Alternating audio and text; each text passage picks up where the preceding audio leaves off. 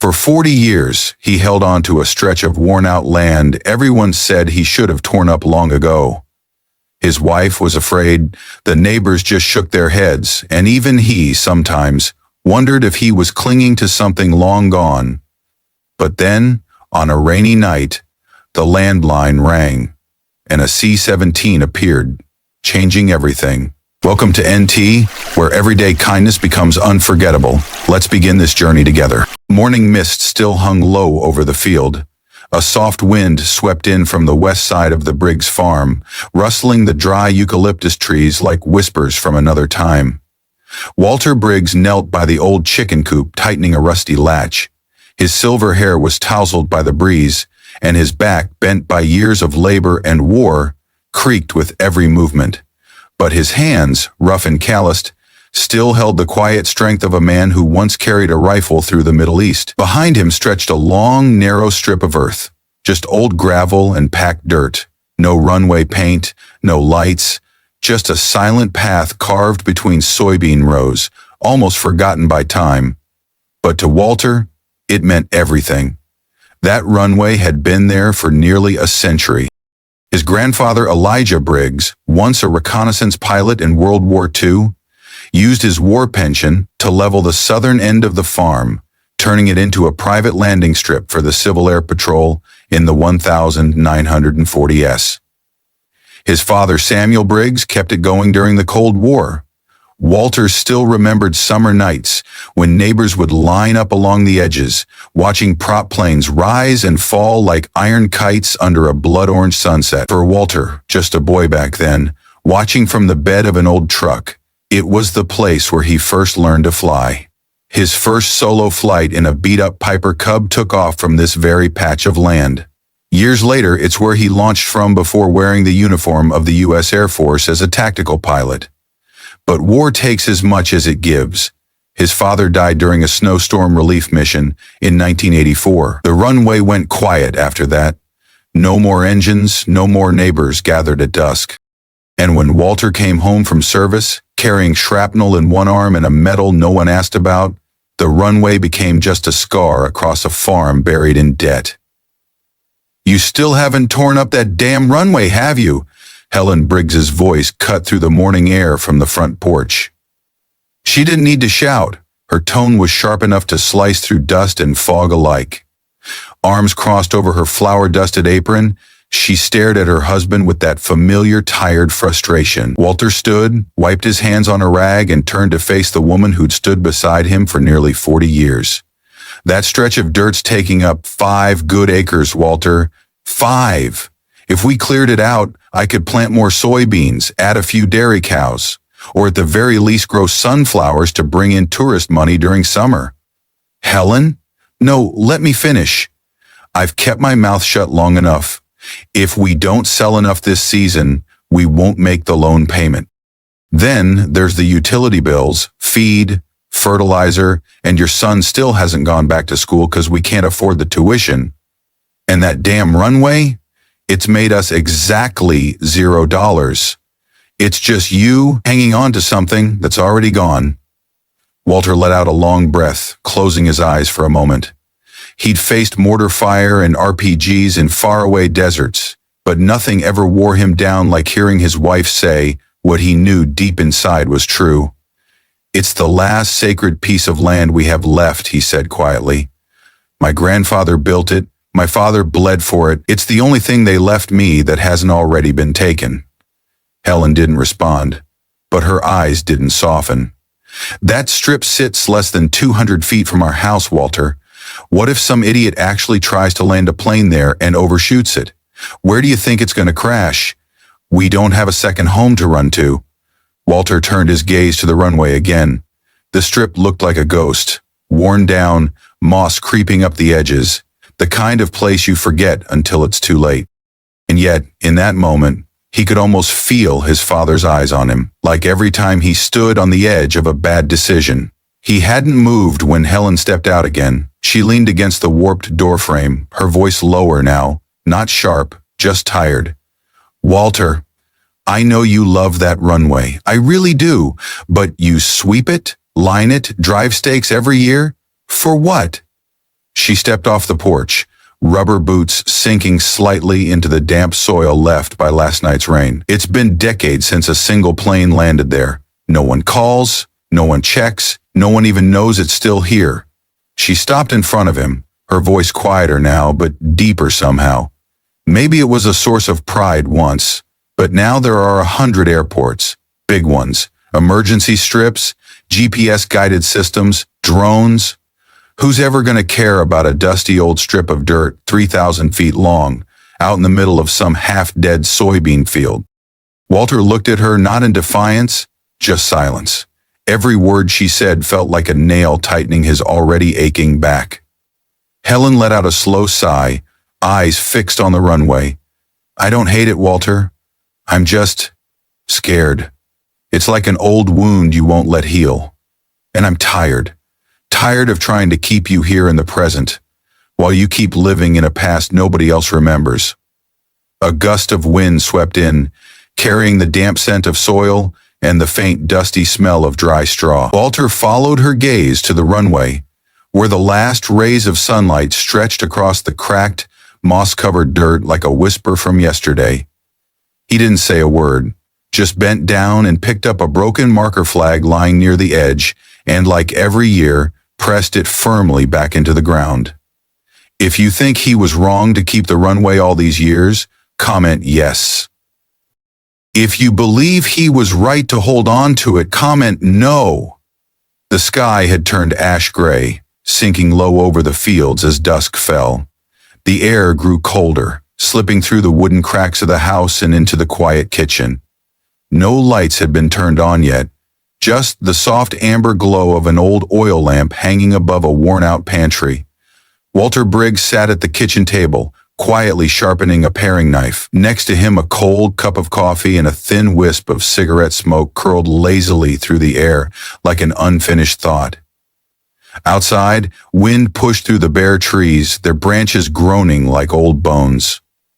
Helen stood by the sink, drying the last plate. Her hands moved out of habit, but her eyes, they were fixed far beyond the window, out to where that forgotten strip of land stretched across the soy fields like a scar. It's almost dark, she said softly. Maybe it's time we let it go, Walter. He didn't answer, just twisted his old silver wedding band gently around his finger. She turned and leaned against the counter, voice calm but heavy. I know you love it, because of your dad, your grandfather, but what's gone is gone. Meanwhile, the present is bleeding us dry. Before Walter could speak, the landline rang, shrill and sudden, cutting through the stillness like a siren. They both froze. Walter set the knife down and walked to the rotary phone beside the fireplace. Briggs Farm, he said, voice low. The voice on the other end was clipped, urgent, military. Mr. Briggs, this is Lieutenant Colonel Marcus Caldwell, U.S. Air Mobility Command. We need emergency clearance to use your landing strip. Walter furrowed his brow and leaned in. Say that again?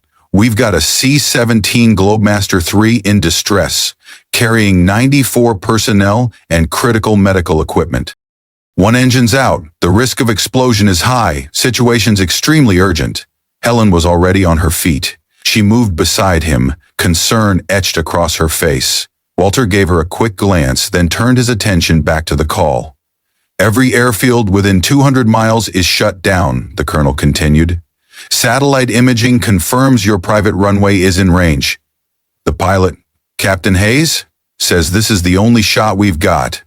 Walter tightened his grip on the receiver, his voice lowered. You're telling me a C-17 on my dirt strip? You sure about that? We have less than 20 minutes to make a call. If we don't find a place to land, we lose the plane and everyone on board. Your runway is the only one left.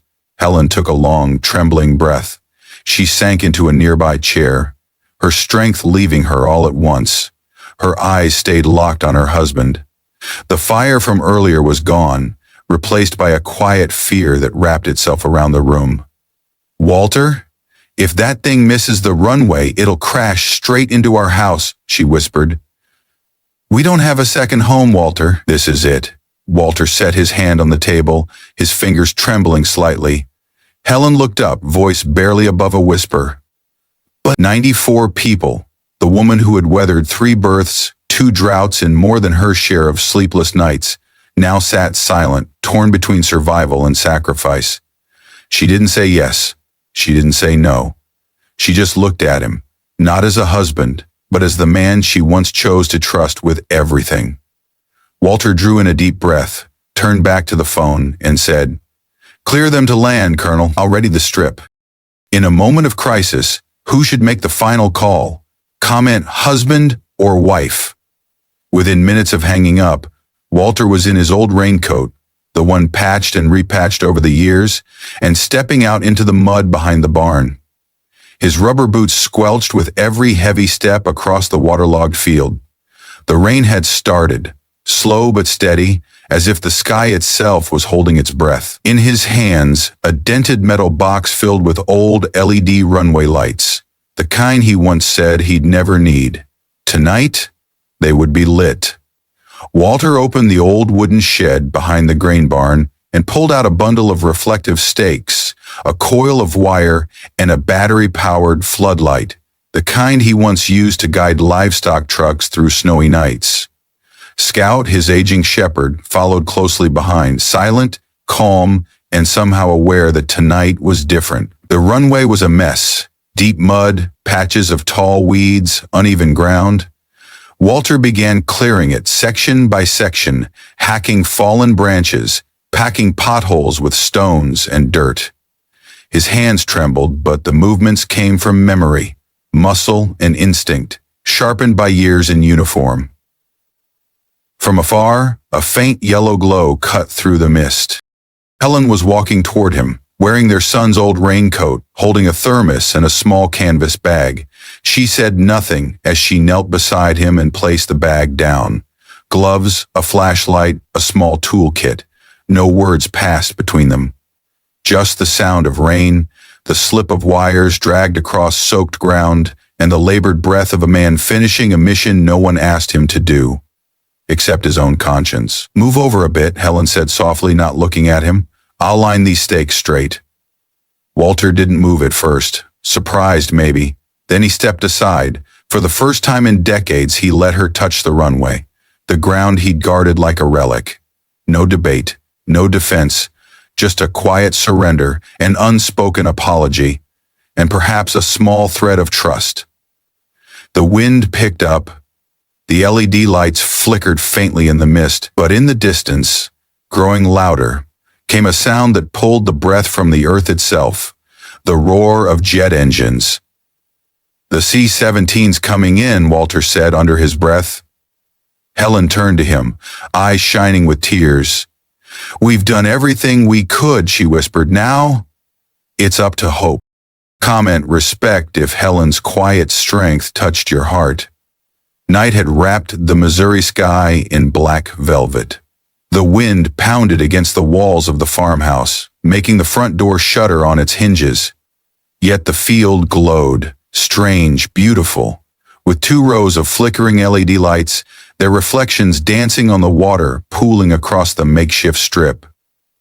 The shadows of an old couple moved between them, small, fragile, yet unwavering. Out on the gravel road, headlights gathered like fireflies. Neighbors stepped out of their trucks, standing in boots and ponchos, staring out across the darkness. Some had phones, some had cameras, not just to record, but to call for help if this went wrong. Then, a sound like thunder split the sky. The deep, deafening growl of jet engines tore through the storm. 4 landing lights pierced the clouds, sweeping downward in slow, wide arcs, cutting across sheets of rain and fog. Helen stood at the doorway, hands pressed to her chest, barely breathing. Scout sat beside her, drenched and still. Walter clenched his flashlight like a lifeline, eyes locked on the far end of the strip, the line between salvation and disaster. From the darkness it emerged, a hulking black shadow. The C-17 Globemaster III, low and unstable, smoke trailing from engine number 3.